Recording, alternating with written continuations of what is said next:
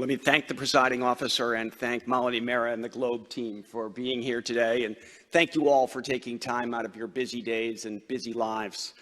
I want to start my comments today honoring both of my fellow panelists by taking you all back 30 years to my own time as a climate change negotiator, as a young official with the U.S. Environmental Protection Agency. And I recall very distinctly in the run-up to the Rio Earth Summit of 1992, being taken aside by the Secretary General of that event, the great Canadian businessman and diplomat Maurice Strong. And Maurice Strong was waiting to meet my boss, the EPA head, Bill Riley, and I was chatting with him about what he expected and what he hoped for. And he said to me something that at the time I didn't fully appreciate, but have come to really understand is the challenge for all of us. And what he said to me was, Dan, when we bring together 100+ presidents and prime ministers and a dozen other ministers from each of those governments and an associated number of legislators and thousands of media and tens of thousands of NGOs, there are only two outcomes that are possible: success and real success. And I, at the time, didn't quite get it, but over the decades that followed, literally the decades, it was quite clear that Rio provided a platform, but not real success. And I think we are at a watershed moment here in Scotland this week and next, where the world may, in fact, finally turn that corner to real action and real success.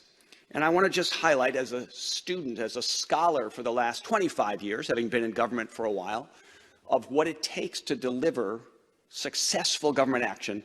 I want to share with you a few quick observations. Number one, it is not enough to have targets and timetables. That is, in fact, what I call the lawyer's mistake. It is not enough to pass laws, to create rules, to sign treaties. You actually have to do more. You have to have a theory of change. You have to create incentives for change. You have to figure out where the points of leverage are to ensure that people do things differently going forward than they have in the past. And we have systematically underattended to that. Second, you really have to understand, I think, the most profound mistake of the 20th century approach to environmental protection broadly, the climate change in particular, was not to ask the question this panel's focused on, which is, where is the money going to come from to deliver the transformative change that we all know is required?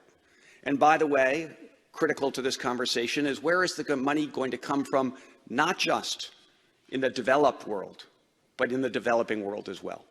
And I think the spirit of our current conversation, with its large focus on a just transition, helps us sharpen our thinking about just those points. So let me, if I could, just take a couple more minutes to give you my best learning based on some years of research about what we need to do to address this money question in particular. We all know that the number that's been put out there is that we need to mobilize $100 billion per year to finance the transition of the developing world, recognizing the developed world has a whole separate transition and a scale one to do. Of course, the truth is that much more is needed. $100 billion is a baseline, and we are doing the accounting here this week, and we'll come up short in that regard. But I think it's in part a mistake. Too many people, including probably some in this room, have been thinking that the money was going to come from governments. That is a mistake, and you should not wait for governments to put up the money. The total of overseas development assistance, far too small. The total of the Global Environment Facility and the new Green Climate Fund, not nearly the scale required. In fact, the Green Climate Fund, the big new sort of creation of the last decade, has total commitments that are just over $10 billion against a $100 billion per year, 10-year agenda that's really $1 trillion baseline. So please don't wait for the governments of the North to provide the capital. It's not happening. And our panel has, I think, already made that clear. So what is the 21st century strategy? And of course, there does need to be some development assistance. The GEF and the GCA both provide concessional finance that will be critical on some issues. In particular, investments in resilience, which we've already heard the need for, investments in adaptation that will be critical.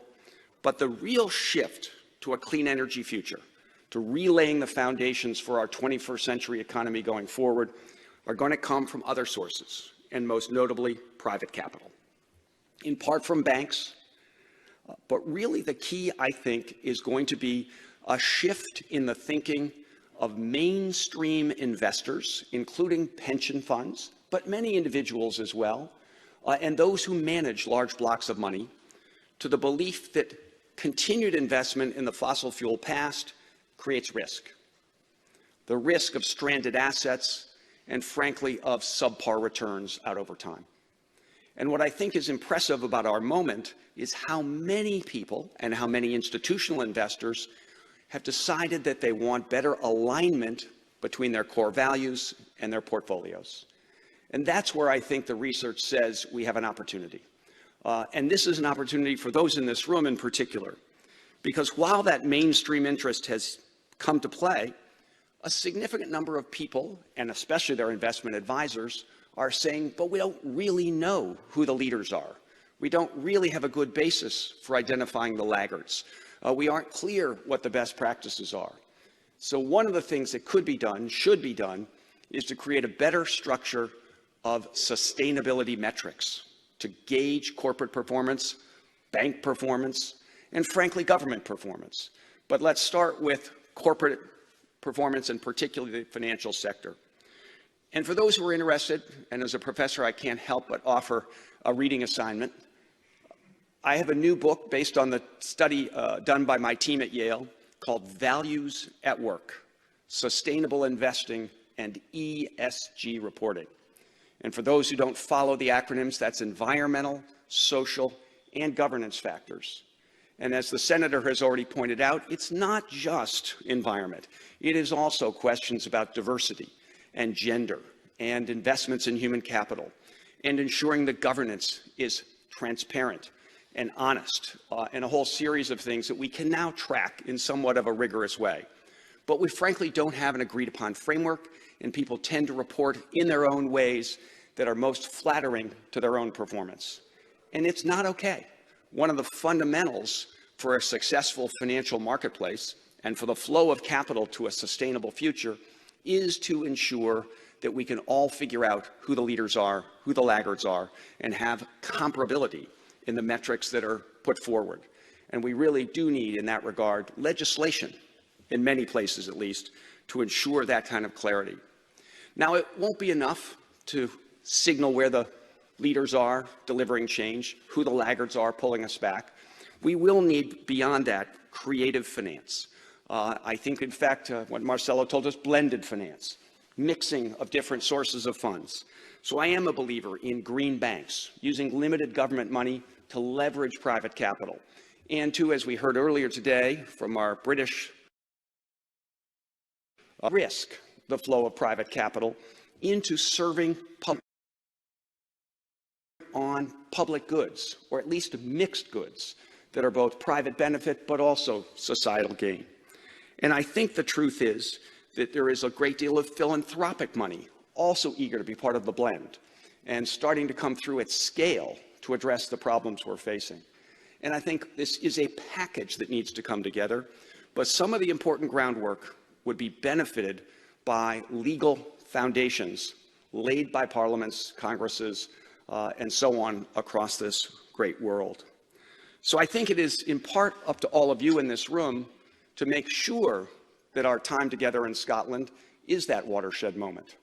And that when we look back a generation from now, people would say, it was there in Glasgow in particular, but we'll also include Edinburgh, but it was there in Scotland that the world really came to grips with the need to deliver transformative change, real change as the foundation for real success.